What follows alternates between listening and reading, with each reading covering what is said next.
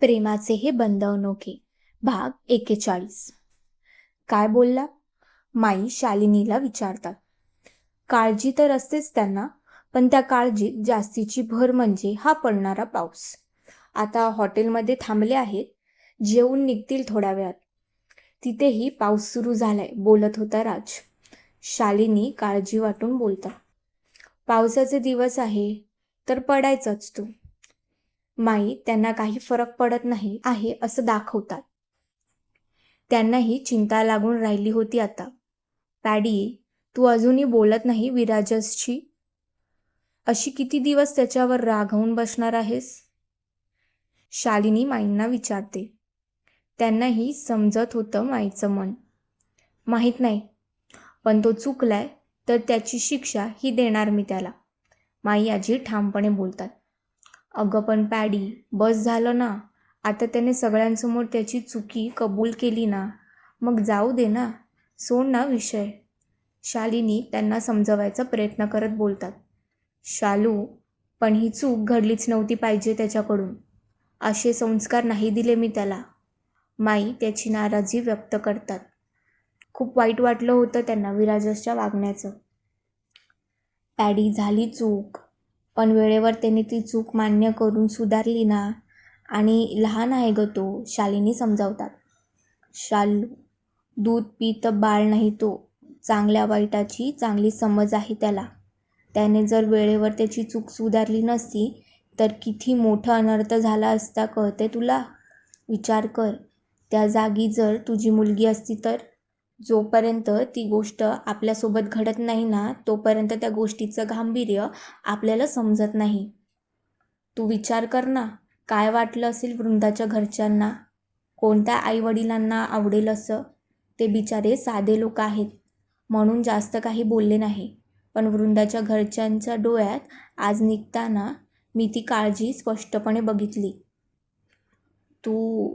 आपण तो विचारही करू शकत नाही. मान्य, ती एका साधारण कुटुंबातून आहे, पण स्वाभिमानाने कष्ट करून जगते, म्हणून तिच्या परिस्थितीचा फायदा घ्यावा विराजसने, ही गोष्टी मला अजिबात पटलेली नाही. हे संस्कार माझे नाही शालू, त्यामुळे तू विराजसची बाजू अजिबात घेऊ नको. लग्नाच्या पवित्र बंधनाला बिझनेस डील समजला तो. माई मनातलं सगळं दुःख शालिनीसमोर बोलून व्यक्त होतात. कंटिन्यू बोलल्याने त्यांना थोडा दम लागलेला. पॅडी, ओ शांत हो तू. हे बघ, पाणी पी, शांत हो. लांब श्वास घे, शांत हो. शालिनी माई आजीला शांत करत होते. त्यांची अशी अवस्था बघून घाबरूनच गेल्या होत्या त्या. माई इशाऱ्यानेच त्या ठीक असल्याचं सांगतात. शांत हो, बीपी वाढेल तुझं. किती त्रास करून घेते. मी डॉक्टरांना बोलवू का? मी ठीक आहे, काही गरज नाही डॉक्टरांना बोलावण्याची, माई हळूहळू श्वास घेत शालिनीला बोलतात. आय एम सॉरी पॅडी, तुझंही बरोबर आहे. विराजसला त्याच्या वागण्याची शिक्षा ही मिळालीच पाहिजे. सॉरी, मी तुझ्याशी वाद घातला त्यामुळे तुला. शालिनी बोलतच असतात की माई आजी त्यांना थांबवते.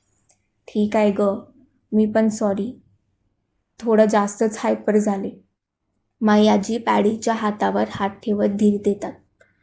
पण मग आता पुढचा प्लॅन काय आहे तुझा? माई आजी शांत झाल्यावर शालिनीला विचारतात.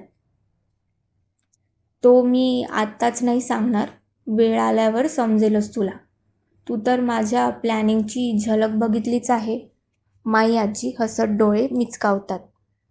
म्हणजे रातचं काही खरं नाही.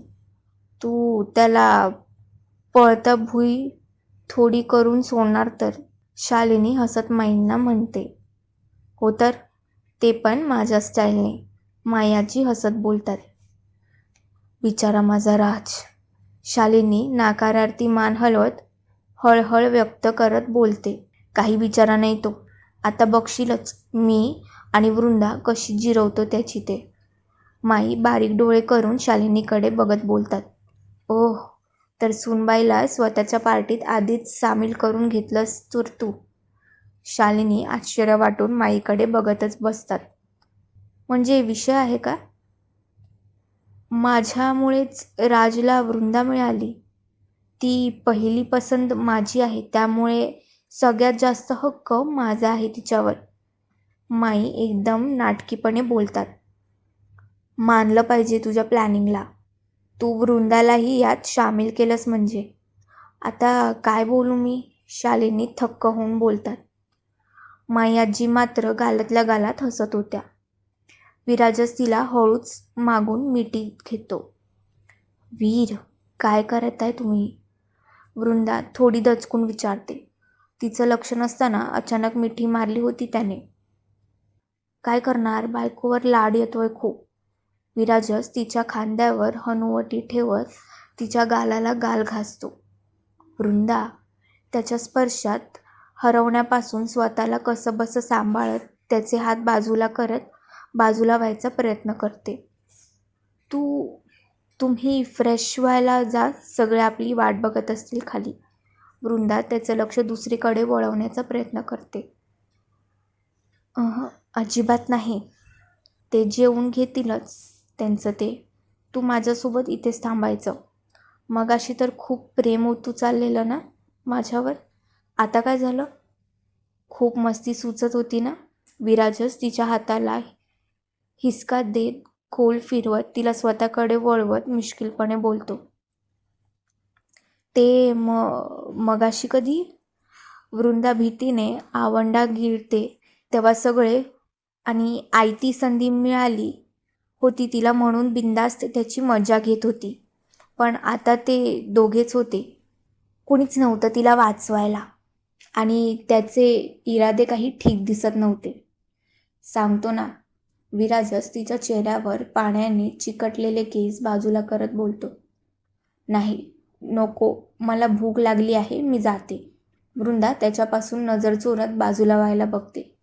विराजच तिचा हात पकडून तिच्याकडे बघत भुवया उंचावत कुठे म्हणून विचारतो. वृंदा उगाचच स्वतःचा हात सोडवण्याचा प्रयत्न करत होती. बायको, मगाशी नवऱ्यावर खूप प्रेम येत होतं ना? मग आता कर ना, मी पण फ्री आहे. विराजच तिला डोळा मारत बोलतो. वीर, प्लीज ना, जाऊ दे ना. मी चिडवत होते तुम्हाला, कारण मला तुम्ही गाडीत खूप त्रास दिला. वृंदा लाजत मान खाली घालते. अच्छा, तर तू बदला घेत होतीस तर. मग आता मी पण बदला घेतला पाहिजे. तो तिच्या लाजणीने लाल झालेला चेहऱ्यावर करत तिच्याकडे बघत खट्याळपणे बोलतो. नाही, सॉरी ना. परत असं नाही करणार मी. वृंदा डोळे गच्च मिठत अडखळत बोलते. तुझी शिक्षा हीच आहे की तू असं रोज करायचं. तुझा पूर्ण हक्क आहे मला बघण्याचा. तू हवं तेव्हा मला बघू शकते.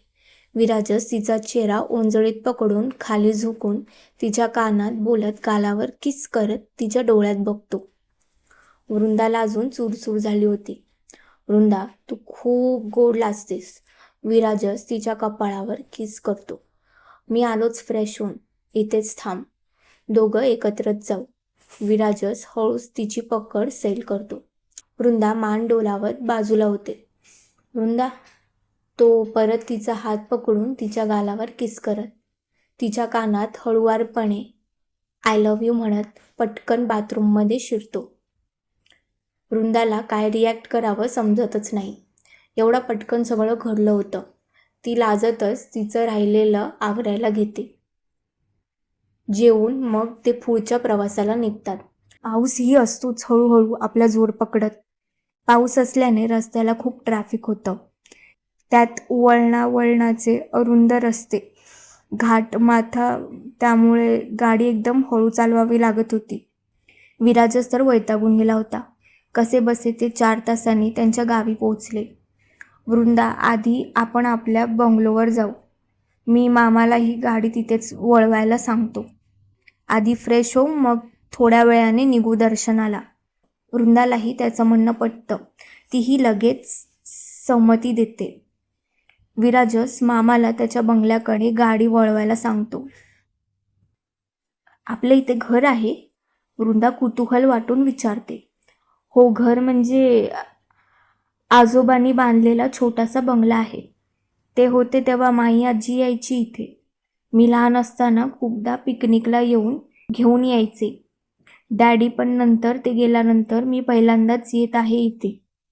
विराजस जसा त्याचा मॉम डॅडचा विषय काढतो त्याचा तो आवाज वृंदाला हळवा जाणवतो. आय एम सॉरी, मी उगाच विषय काढला. वृंदा विराजसकडे बघत म्हणते. विराजस ती आपल्याकडे एकटक बघते बघून लगेच स्वतःला सावरायचा प्रयत्न करतो. नाही ग, ठीक आहे. तुला क्युरिओसिटी वाटली म्हणून तू विचारलं.